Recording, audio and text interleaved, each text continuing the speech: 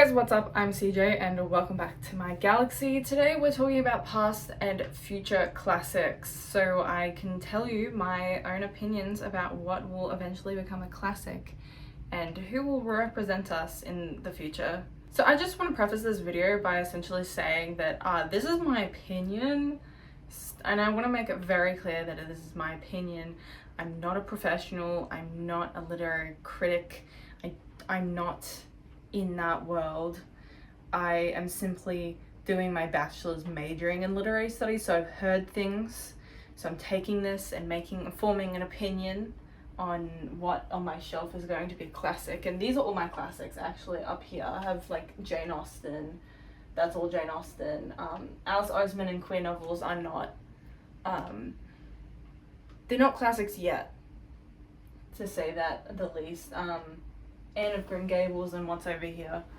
That's, I don't know what this is. This is Anne Bronte up here, and I have Wuthering Heights on my desk, and obviously Little Women, and you're probably wondering, why is your Little Women book so large? That's because it was a gift from my mother, and my mother bought it off of Amazon. So hopefully that answers your question. So essentially, this is just my opinion. I'm giving you guys my opinion, and I want to hear your opinions back. If you're someone who is extremely well read, who's in the literary criticisms world, you're I don't know, you have something in literature, I don't know, a degree, you just critique novels a lot, I want to hear your opinion. Leave it in the comments down below. What do you think is going to be a classic in the future? What do you think of past classics and of them actually being in the classics world? I don't know where I was going with that. The classics list? There's not really a list. If I've learned anything from my literary studies major, is that there's one thing that a professor taught me, was that it is incredibly subjective what are classics and what are not. And you'll see all of the critics in history, they all have different lists. Not to mention, I only speak English, so my world view of literature is very limited. So essentially my list is going to be different to anyone who speaks multiple languages. With that all being said, I think first of all we need to go through, this is why I'm normally sitting in a chair, because I move, I'm dancing around the camera, like I can't be doing this. It's gonna look weird when I edit this video. I'm just gonna be jumping from left to right of the frame, okay? I can't be standing in videos. Okay, so let's begin by looking at past literature. You know, what makes a classic? As much as it's subjective, what do we think is a classic looks like? Once again, my opinion, and this is what I've read, this is what I know, this is what I've heard. Not everything's based in a lot of research. It's just the research I've done for assignments. From what I've been able to tell from literature and classic literature, it's generally whatever the political landscape, what the world looked like at the time. So if we start all the way back from, let's say, I'm pretty sure Shakespeare is the 17th century. I think he's late 1600s. He was towards the end of the Elizabethan era. So say the 17th century was looking at a lot of people in monarchies, a lot of people trying at desperate attempts at trying to gain power.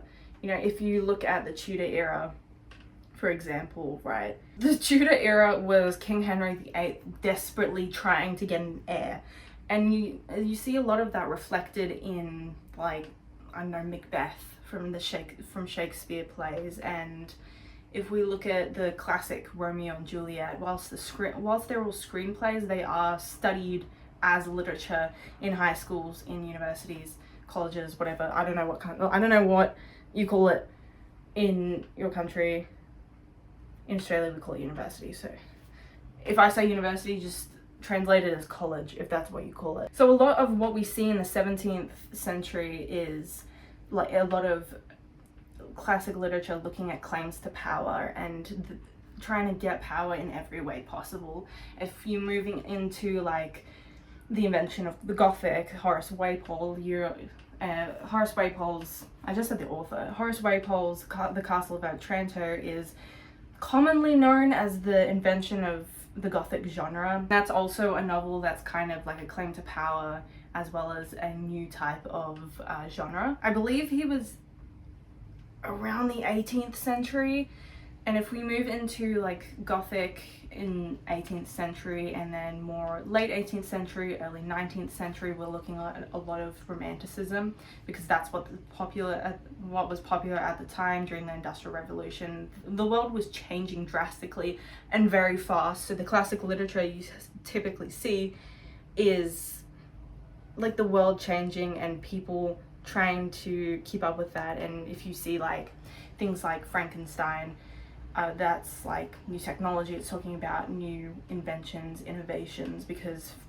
Dr. Frankenstein invented a way to bring back the dead, essentially, which is like kind of a really watered down version of Frankenstein, but that's essentially what it's about. You also get your like Jane Austen, like I said, eventually that's like romanticism as well, the way Jane Austen writes. You get like your Pride and Prejudice. I think I haven't read Pride and Prejudice. Is it Mr. Darcy, one of the characters, or is that another Jane Austen novel? They're all very similar to my knowledge. Moving into more the 19th and the early 20th century, you get like your Little Women and Anne of Green Gables for children's classic novels.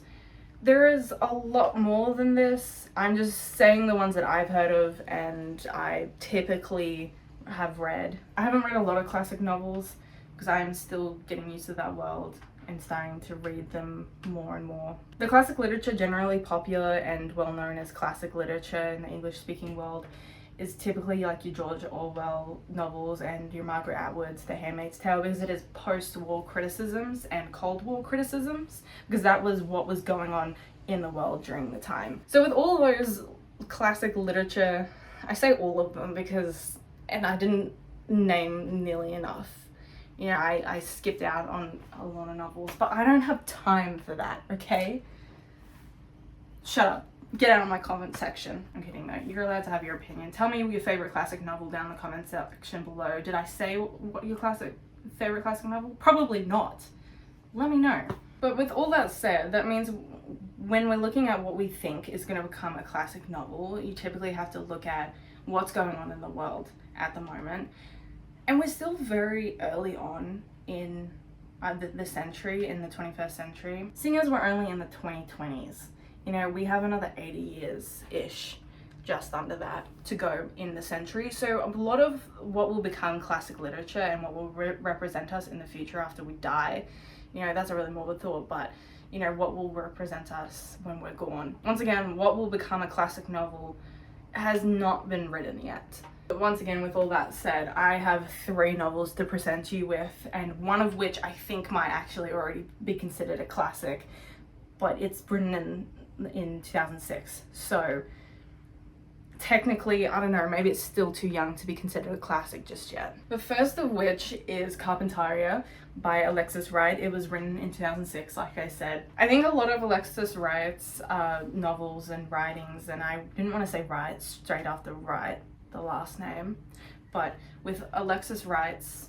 writing, I think that a lot of it will be considered a classic. It will be studied in the future. I personally studied Carpentaria in high school because it was, it's a really good comment on Australian history. It's set in the Gulf of Carpentaria, which I believe is in northern Queensland. It looks at Australian history through an Indigenous Australian lens. It's post-colonial. I don't know if it's considered post-colonial, but it is set post-colonialism, after Australia was colonised. When I look up Australian classic literature, Carpentaria comes up, and a lot of the time we do study Alexis Wright because she has really good political comments on the Australian landscape and the Australian literature in general, and I would not be surprised if we see her in this, currently she's Australian contemporary literature, but if we see her in Australian classic literature in the future, in 50 to 100 years, I honestly wouldn't be surprised, but honestly, in 50 to 100 years, I'll be dead.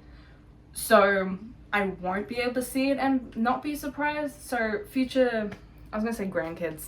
I don't want kids. Future grand nieces and nephews, hopefully I'm right if you're watching this. And moving into something that I think people are gonna laugh at, and the other two novels, or novel series, because they're two novel series, right?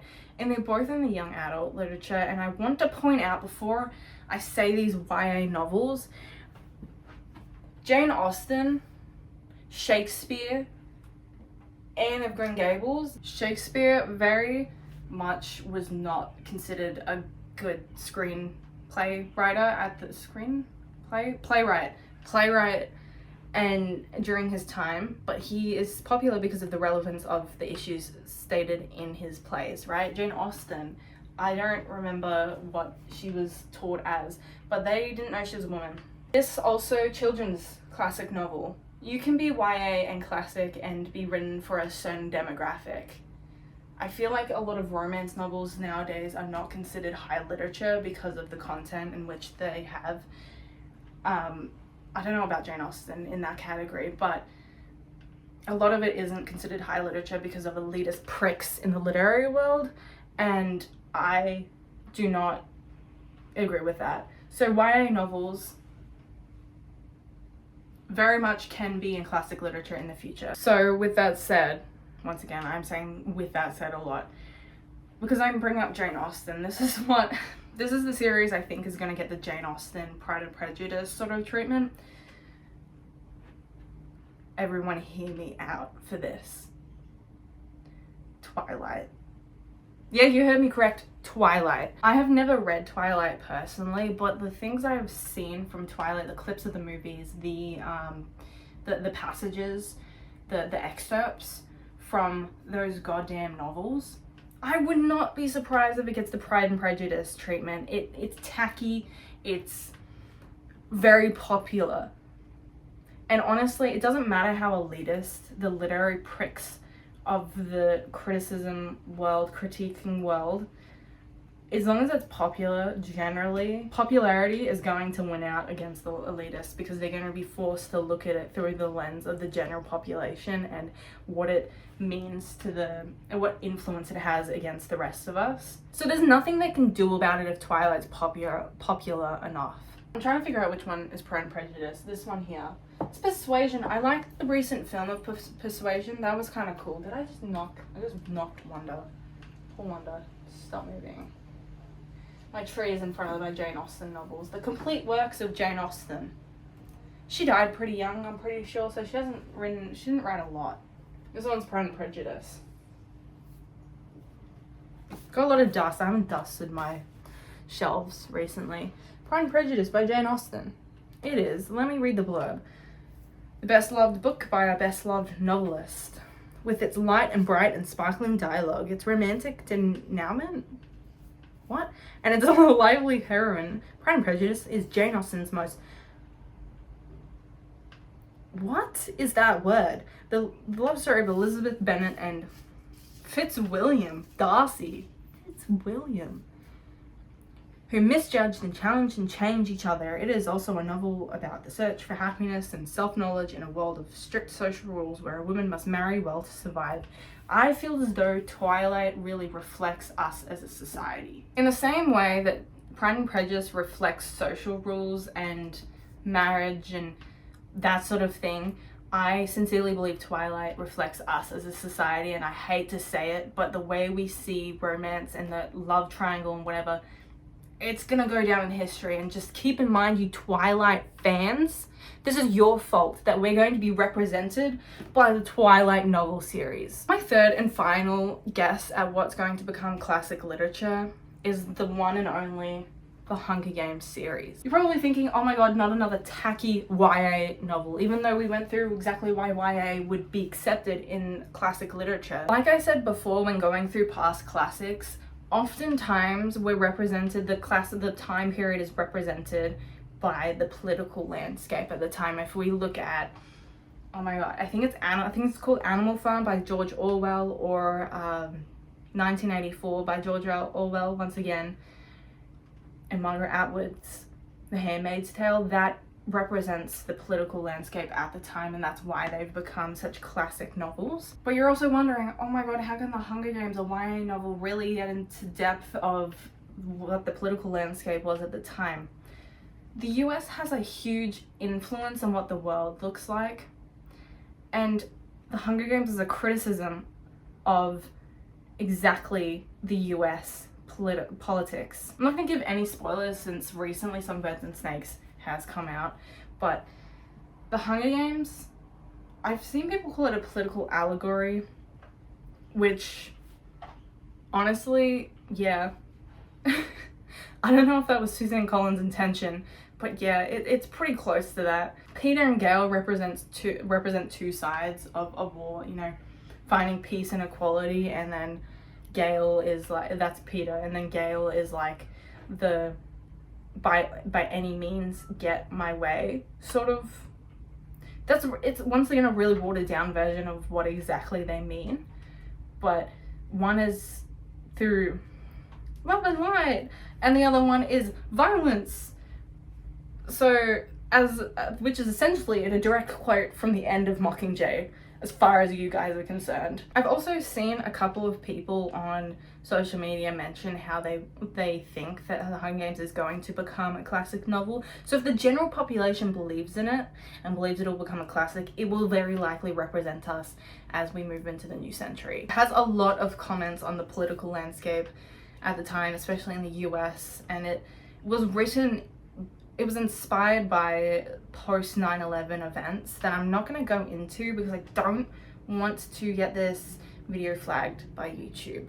But it does reflect the political landscape at the time in which it was written, in the early 2000s. I believe the first Hunger Games novel came out in 2008, and the other novel, the prequel, came out in 2020 before COVID. I don't know if I'm allowed to say that on YouTube. We'll see. It's very reflective of what the US looks like, and in the English speaking world, in Western media, it does represent a lot of what we watch and see in media right now, which is exactly why I believe it will become a classic novel in the future. Argue with the wall, okay? I will have my YA novels in classic literature one day. And you know what? It's not even my fault. It's your fault for making these series popular. If you didn't want Twilight to represent us going into the new century, then why would you love Twilight so much? You should have thought it through, honestly. But then at the end of the day, it's also just my opinion, so we don't really know what will end up happening. So let me know in the comments below what you guys think of my opinions, and continue and argue with each other, debate with each other in the comments. Do whatever. I don't really mind. I don't really care. Hopefully you guys enjoyed today's video. If you did, please like and subscribe. Once again, comment anything down below what you think of this video. Once again, I hope you guys enjoyed this video. I have been CJ. I'll see you guys in the next video. Bye!